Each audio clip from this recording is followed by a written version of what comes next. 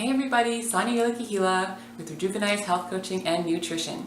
Today I wanted to talk about exercise and how it can help you meet your goals, whether that be to lose weight, to transform your body, to get fit, and to increase your energy. What is the best way to exercise to achieve all of these results? Well, today I'm going to tell you exactly what that is. Now, there's a few principles to exercise and reaching your goals that I wanted to talk about.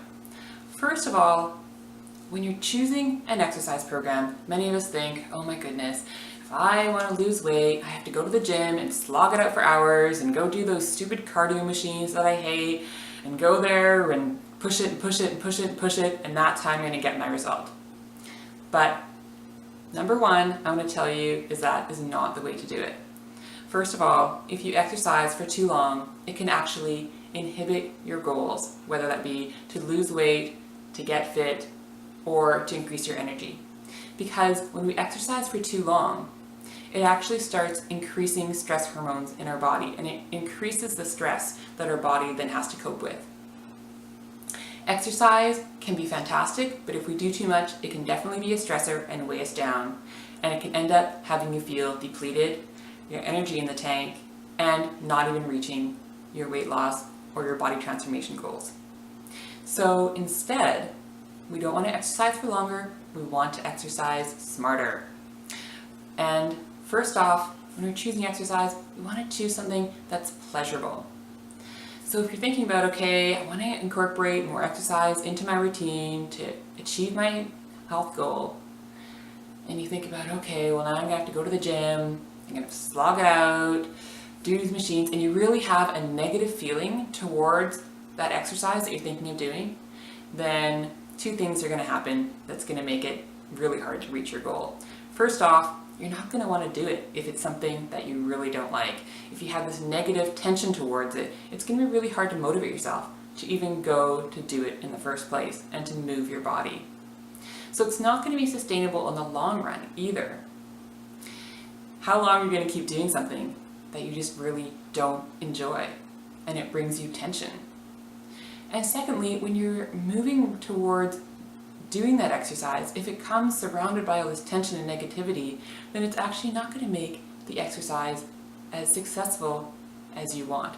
It's not going to help you reach the goals you want as much as if you're doing something pleasurable, that brings lightness to your heart, that brings you joy, that has you feeling awesome afterwards. And there's a lot of exercise to choose from. You don't have to think that you have to go to the gym and do those cardio machines if you hate them. If you love running, great, do it. But if you hate it, choose something else. Try bike riding. Try swimming. Try dancing. Dancing is a great exercise. Try yoga. There's a lot of different types of yoga out there, and they can achieve lots of different goals. So there's lots out there to choose from.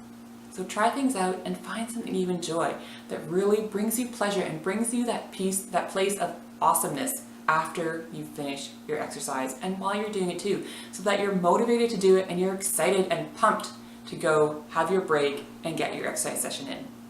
So that's number one, is find something you enjoy that brings you pleasure.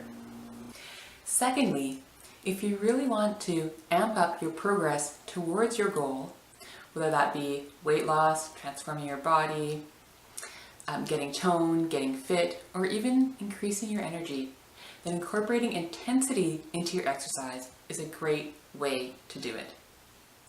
And what this means is working hard for short periods, for short intervals, taking a break, and then repeating for a certain sequence. So starting off with doing short bursts of intense exercise for about 30 seconds at a time, taking a break, and then repeating that for a few different sessions. And what this does is that it really gets your blood pumping, it gets your body moving, and it really gets your metabolism going. So you're able to do a shorter workout and get more benefit than going to the gym and doing a steady state workout for a longer period of time. So rather than having to go to the gym for an hour, you can now go for 20 to 30 minutes and get maximum benefit. And doing this intense exercise also It revs up your metabolism for longer following your exercise session, so that now throughout the day, your metabolism is revving higher and you're burning more calories. And it also allows you to get to that sweet spot of awesome energy. Now, if you don't go too hard for too long, then you follow these sessions with energy that is at its peak and feeling awesome for several hours afterwards. So how do we structure this? So as I mentioned, starting off, doing a 30-second interval and doing a break that's twice as long, so a 60-second break. And during the break, you want to keep your body moving, you want to keep the blood flowing throughout your body and your muscles, but at a light pace. So if you're on a spin bike, you can spin lightly, or you can walk in place, or walk around in circles.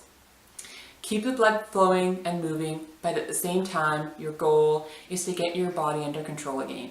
So during the interval, you want to be working hard, you want to get your breath up, so you're breathing hard, you want to get your heart rate up, you want to get your blood pumping. You want to be working at close to 100% of your maximum effort for the length of the interval.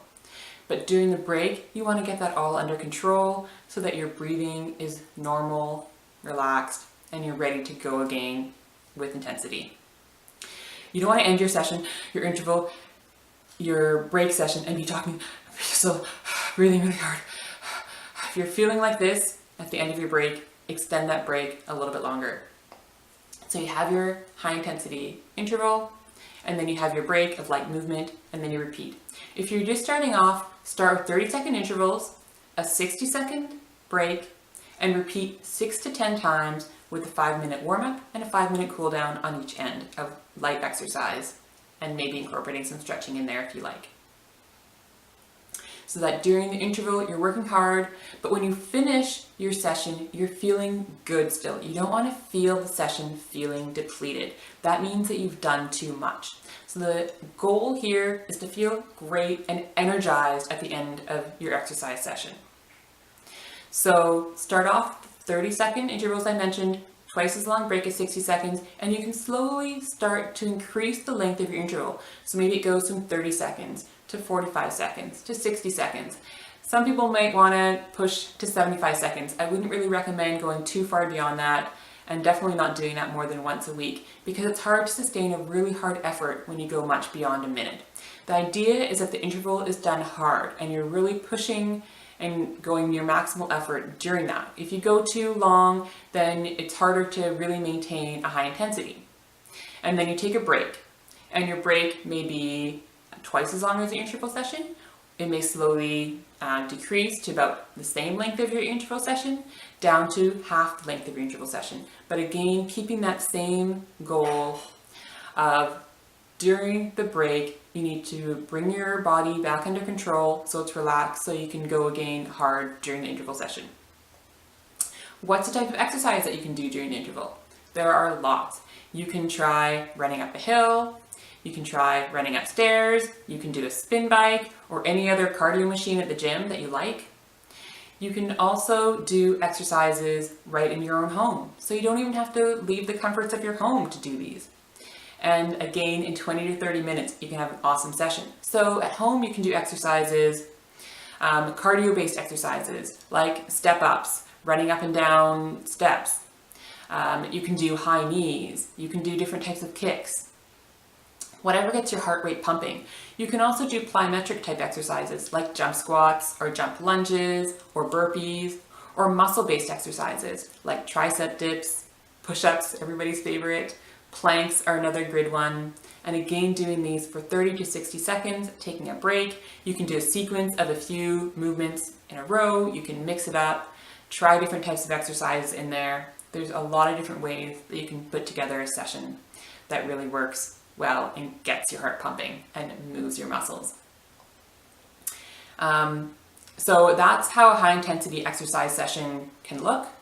And starting off, just do one session a week and keep it short so that you're feeling great afterwards. As you progress, you might want to extend your exercise session out, do it a little bit longer, and then when you're really feeling good, then you may want to do twice a week. But I really wouldn't recommend going more than twice a week, because then you can start to just deplete yourself. And when you're getting into that state, you can work too hard and actually start to stress your body too much, and then you're getting counterproductive towards your goal. You're no longer getting great energy afterwards, your energy is being depleted, you're adding more stress, so it's harder to actually lose weight or maintain weight loss. And so moving on to principle number 3, which is incorporating weight training into your routine as well. Now, weight training is great because it builds muscle. And the more muscle we have, again, the higher your metabolism, because muscle requires more energy, so it burns more calories than fat. So the more muscle you have, the higher metabolism is revving throughout the day when you're just in a steady state and not otherwise doing exercise. And you can do weight training at home with free weights. You can do these muscle-based exercises that I mentioned, the tricep dips, planks, squats, push-ups, or you can go to the gym and use exercise machines. Whatever gets you most motivated and that you enjoy doing, start with that. And again, don't think that you have to go and do 60 minutes of weight training at the gym. No, start small. Do 10 minutes. Do it so that you feel good afterwards and you want to do it again next time, and then slowly start to increase the length to a time that feels good for you. And switch things up so that you're really working on all the different muscle groups in your body. And this is something that I really work with on my clients with, is to build an exercise session and build an exercise routine that works for them. So starting from a place of pleasure, building in that pleasurable movement, figuring out how to incorporate these high intensity exercise sessions in there, what that looks like, what exercises they include, how to switch them up, and also the weight training sessions. What do they look like? How do we add them in? Where do they go? What types of exercises that you do? And really building out a session so that it starts from something that you enjoy, and we build on that naturally, and ensuring that you stay motivated throughout and you want to do it, and that exercise now becomes a place of pleasure and joy and gives you energized rather than a place of, oh my God, I have to do it. So working with a coach can be really great because it really helps build momentum for your program and really helps you build a specialized program that works best for you and for your circumstances. Okay, so I really hope this gets you pumped about trying out and getting some exercise into your routine. Until next time, have a great weekend, everybody. Bye.